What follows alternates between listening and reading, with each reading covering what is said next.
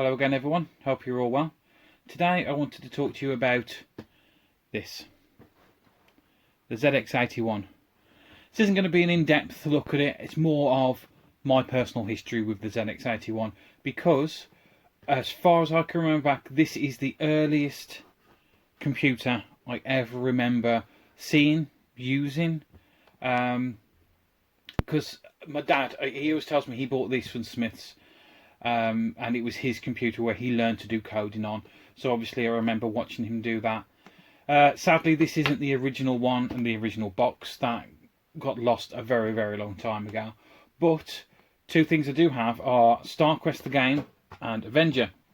They are my dad's original tapes. My mum said she still remembers playing this now. It's just funny. She says, "Oh, there was just a block that went across the screen and you shot other blocks." It's pretty much what the ZX80 is. But yeah, fond memories, and I do love having some actually original ones left. Yeah.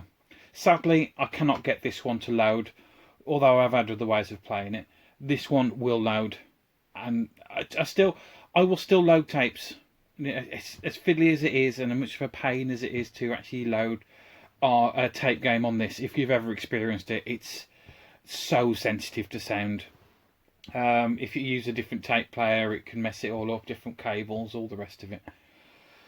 So yeah, I remember my dad sitting down, and it took hours sitting there coding this thing in and using this keyboard and making sure the memory expansion pack on the back didn't wobble, which is actually quite funny on this one. And they're all like, you can actually still see some of the residue from where people used to put either Velcro or the classic pea-sized bit of blue tack to stop the RAM pack from wobbling. Oh yeah, the RAM pack was needed because the ZX81, believe it or not, actually only came with 1K of memory built in. You imagine 1K now, absolutely nothing. So you used to have a 16K upgrade RAM pack, or there's bigger ones.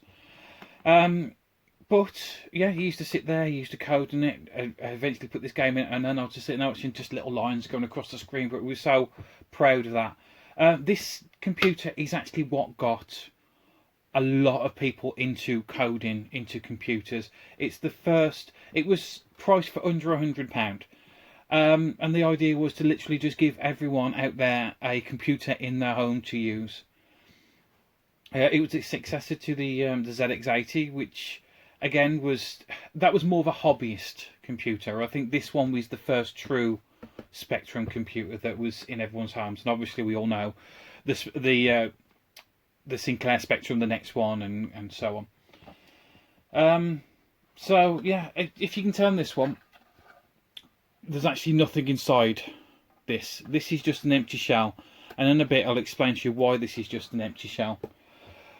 But going back to the 1K, you wouldn't think that's big enough to do anything with, even if you think that now.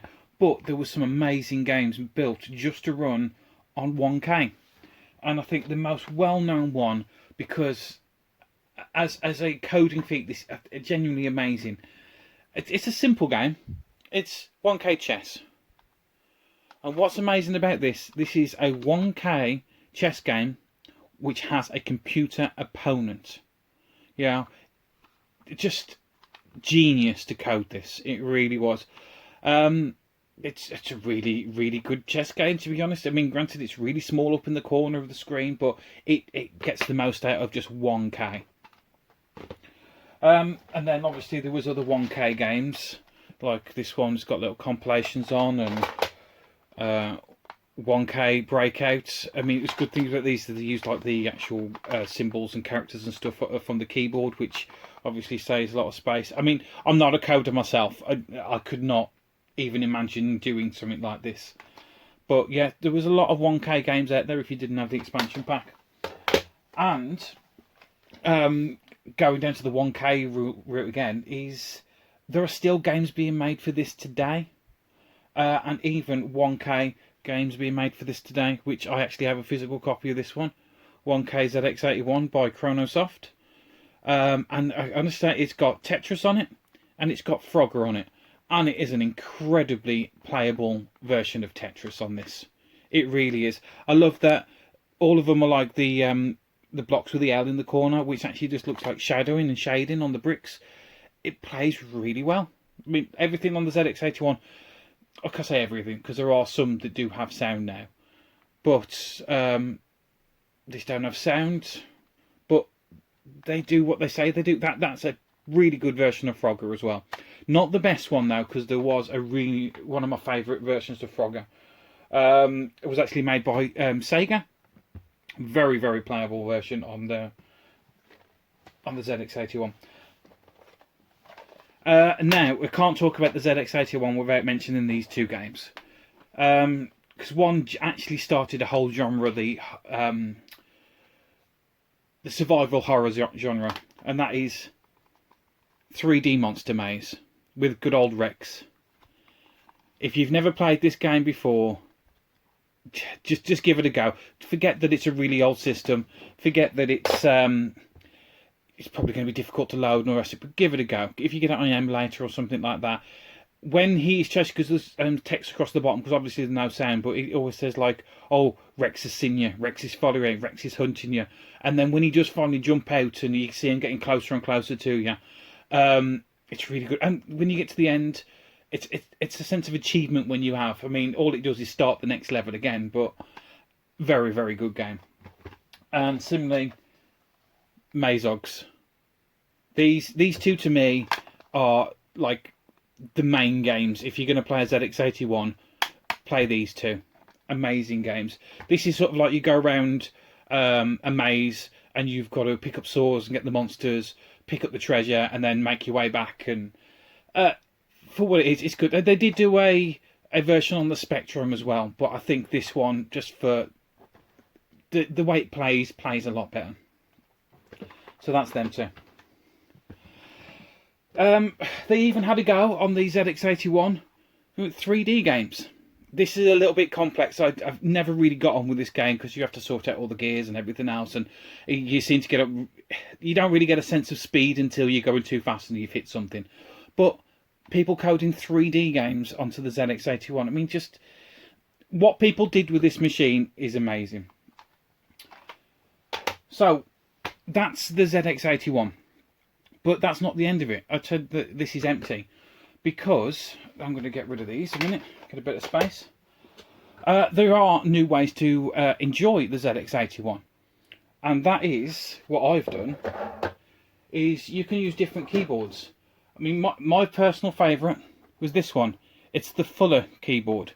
I mean, granted, people will say the DK-Tronics ones is probably a better keyboard, but I've had a DK-Tronics one and I've had this one, and a proper keyboard, very, very springy. You can hear it. Sounds very hollow. But I really like this keyboard. So my ZX81 is inside here. I mean, there are rooms to put expansions and other things and speakers and stuff in. You could also use this actually for a Spectrum as well, because the Dead Flesh keyboard, you can actually have proper keys. But the reason why I've got it in this keyboard is on the back. Yeah. I have a Z-Expand on the back of this. And what a Z-Expand is, as you can see, it has a joystick port, it has a headphone jack, and on the side here, there's an SD card. And that SD card, you have like an operating system inside on the main menu. Oh, and a reset button. Forgot about that. And you can just scroll down, click your game, instant, it loads up. Makes the games so much more enjoyable and playable. You haven't got to sit there and wait for the loading times. You can, I mean, somebody's ported across a Dragon's Quest onto the ZX81, so you could just quickly download on there, have a look. I mean, it's very grainy and everything else, but the fact that somebody did it. So the scene for the ZX81 is still alive and kicking. It really is. And going on from that as well is, even though you can put it on an SD card, there are still actual physical releases of games being made. And I have a couple here. I have to show this one. I know the way times are at the moment and people probably laugh at this, but really good game. Virus. And then Chronosoft. Yeah, you've got to go around, kill all the viruses, and yeah, let's leave the virus thing alone at the moment. But a very good game. One Little Ghost. one thing I love about this is really good. It's one of the ones that uses the joystick support, so you haven't got to just use the keyboard. You're running around as the ghost trying to pick up all the pills and everything else, so you're looking at it from the other side. Really good. I mean, some of these games that are still being released for this, Berserk, Invaders, Impact, Tut, you know, these are games to this day are still being made, released, and even having physical copies of them. So yeah, the ZX81 is not dead, and I think it's a long way off being dead. And actually being able to pick up physical copies of games and download new games, and it keeps it new, it keeps it fresh, keeps it... Yeah, I do love this. I love the ZX81. I love the history. I love where it started and where I am now. And I thank my dad for taking the time to sit down with me, teach me how to code. Not that I remember it now, and then again, I don't even think he does. But it was a great time we spent together, and it's what got me started. I mean, we went from, obviously, from the ZX81, I think we had a Plus model, and then we went to the Amiga, and it just kept growing from there. But it all started for me from the ZX81, and will always have a special place in my heart. So yeah, that's just a little rant, little ramble, little talk about why I like the ZX81, and will continue to like the ZX81.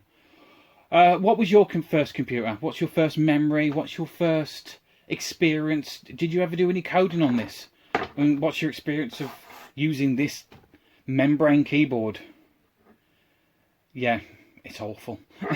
That's my experience. It's awful.